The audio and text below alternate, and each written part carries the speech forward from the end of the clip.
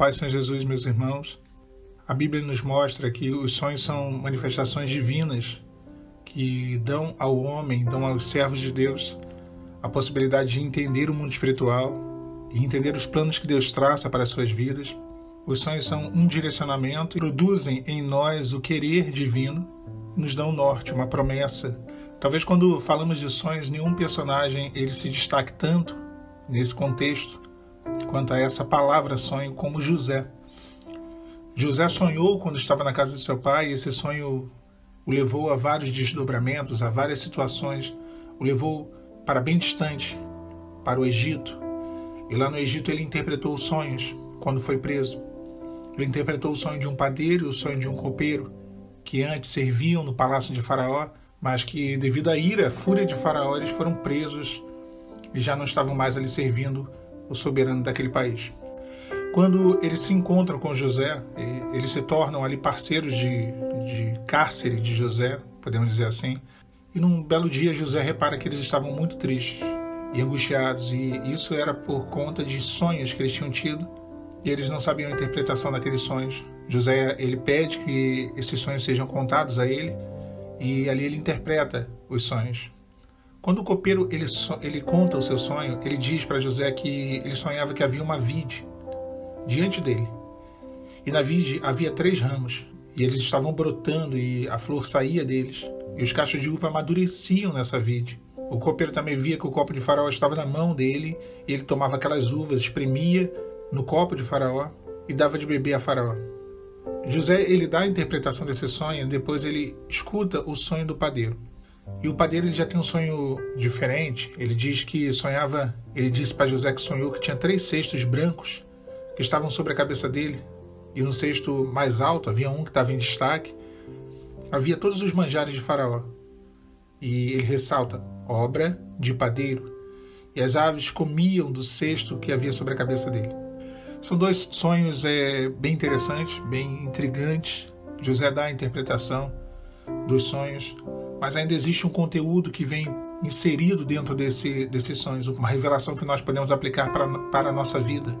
Quando nós vemos o sonho do copeiro, nós podemos observar que havia uma videira e haviam 3 ramos que estavam brotando dessa videira e a flor já saindo, e ele pegava aqueles cachos de uva amadurecidos, espremia e dava de beber a Faraó.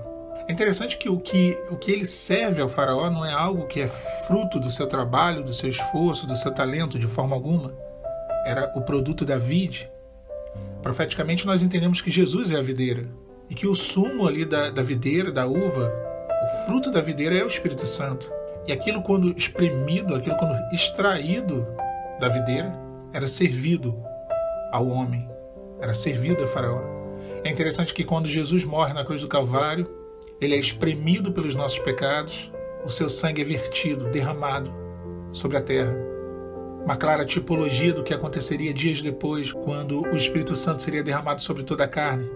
Quando o Espírito Santo viria ali no dia de Pentecostes, o fruto da vide, retirado da uva espremida. Porém, há uma diferença muito grande do sonho do copeiro para o sonho do padeiro.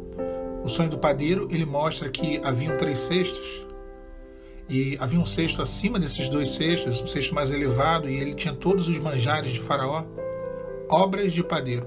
Aquilo que um padeiro sabe fazer, aquilo que o padeiro tem o conhecimento, tem o talento, tem o preparo para produzir, obra de padeiro. Se no sonho do copeiro o sumo extraído era da videira, não era algo que vinha do copeiro, mas era algo tão somente servido por ele.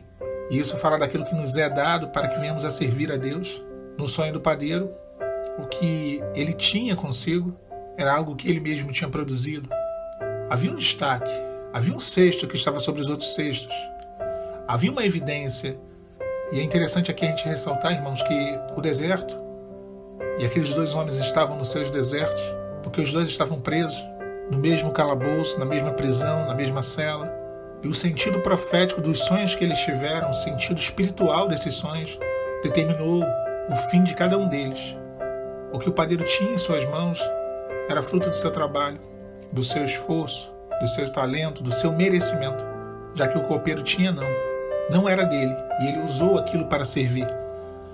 Ele serviu aquilo que ele recebeu.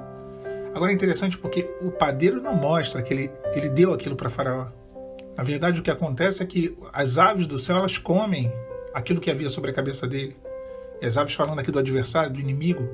E a pergunta que eu faço aqui para os irmãos é: quem somos nós no nosso deserto? Será que somos o copeiro? Que temos extraído do fruto da videira? Que temos, em meio ao sofrimento, encontrado a bênção, o alento do Espírito Santo e temos servido? E não queremos ser servidos em meio aos momentos de crise?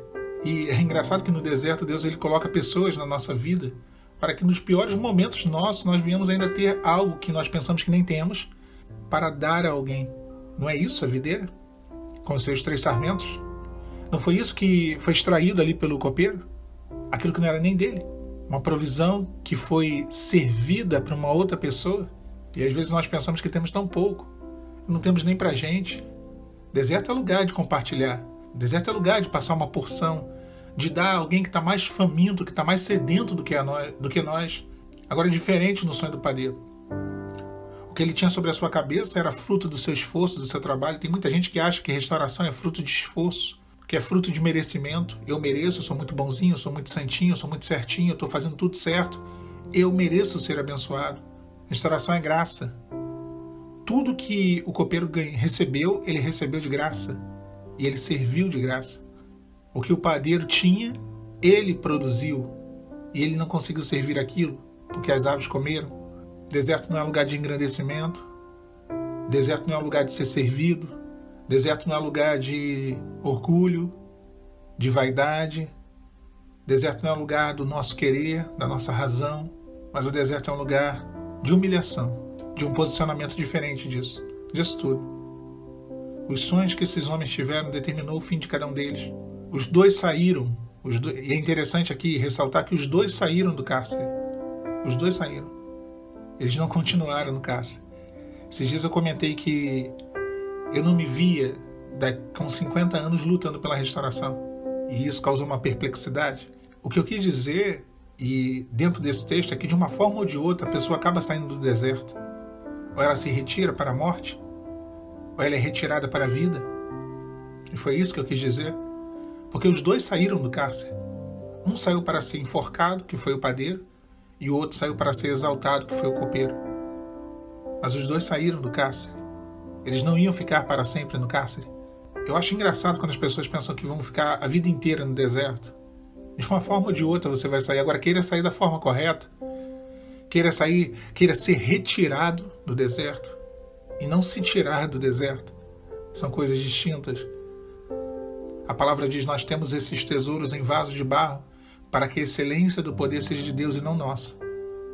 Todos os dons que nós temos, tudo que possamos ter, a migalha que nós temos, devemos dividir. Porque vem de Deus, não é nosso.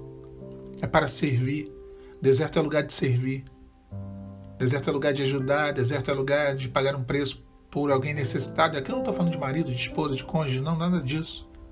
Às vezes tem uma pessoa que está muito atribulada, muito angustiada, que Deus coloca no teu caminho para você dar uma palavra, para você espremer a uva e ali tirar uma taça e servir a pessoa. É espremer. Às vezes você não tem nem para você. Você espreme e sai. Ele vai lá e dá condições. Ele fala o teu coração e ainda te alimenta para poder você alimentar alguém. E aí você vira um corvo, né? Deus ele faz isso, ele nos faz corvos em meio ao deserto. É interessante porque o corvo é um animal tão individualista, uma ave de rapina, um animal que não semeia, um animal que não trabalha para o seu sustento, como uma formiga, por exemplo. É um animal que se alimenta de resto. Mas a gente lembra que Deus utilizou esse animal impuro ali em Querite para alimentar o seu profeta, que estava ali junto àquele ribeiro, desfalecendo. Os sonhos, eles são janelas do mundo espiritual, abertas para o nosso mundo humano, que nós alcancemos de Deus a cada dia, a direção dele, a vontade dele, que é o mais importante. É difícil, é dura, às vezes contraria o nosso querer, mas é melhor obedecer, fazer a vontade dele, porque cremos que ela é perfeita, que ela é boa, perfeita e agradável, ainda que a princípio não pareça ser, mas ela é. E uma hora ou outra ela vai se revelar, assim sendo para cada um de nós. Quero deixar com vocês esse texto. A paz do Senhor Jesus.